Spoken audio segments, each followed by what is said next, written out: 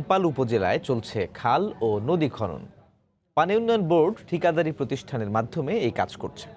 খালগুলোর সাথে সংযোগ রয়েছে মংলা ঘুষিয়াখালী চ্যানেলের। অভিযোগ উঠেছে রামপালের দাউদখালী নদী খনন নিয়ে।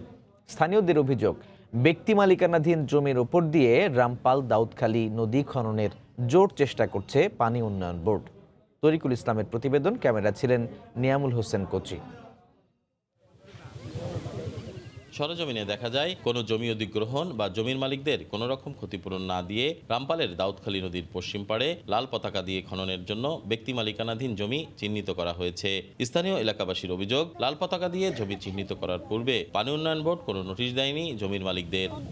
নিয়ম অনুযায়ী ব্যক্তি মালিকানাধীন জমি অধিগ্রহণ ও জমির মূল্য পরিশোধ করার পর ওই জমিতে উন্নয়নমূলক কাজ করার। তাছাড়া সিএস, এসএ ও আরএস ম্যাপ অনুযায়ী দাউদখালী নদীর গতিপথ পূর্ব পাড় থেকে ছিল, কিন্তু এক্ষেত্রে কোনো নিয়মনীতির তোয়াক্কা করছে না পানি উন্নয়ন বোর্ড। ফলে জমি হারানোর শঙ্কায় স্থানীয় এলাকাবাসী। এই যে জায়গাটাই বাড়িগত চলে যাচ্ছে, আরও যদি শোধ যদি এমনি আসে আমাকে এই দেড়শাড়ি চলে যেতে হবে। আমাদের ডর এখন জমি নেই, ওইটুক জমি আছে, তারপরে ওইটুক যদি কাটে তাহলে আমরা কোথায় যাবো? নিয়ে যাক জায়গা, কিন্তু আমাদের ক্ষতিপূরণটা দেওয়া হোক। পানি উন্নয়ন বোর্ড কর্মকর্তার দাবি, জনপ্রতিনিধিদের নির্দেশে নদীর বর্তমান অবস্থান ঠিক রেখে খনন কাজ করা হচ্ছে। এক্সিস্টিং নদী যেদিক বরাবর আছে ওদিক বরাবর খনন করতে হবে। সিএস লাইন বরাবর খনন করলে দেখা যাবে কি ওখানে ক্ষয়ক্ষতির পরিমাণটা বেশি।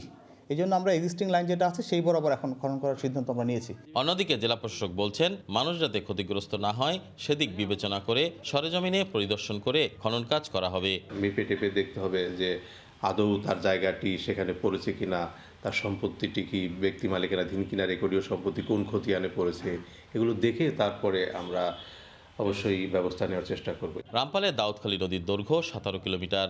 এর খনন কাজ করছে মাছ কর্পোরেশন নামে একটি ঠিকাদারি প্রতিষ্ঠান। তরিকুল ইসলাম, সময় সংবাদ, খুলনা।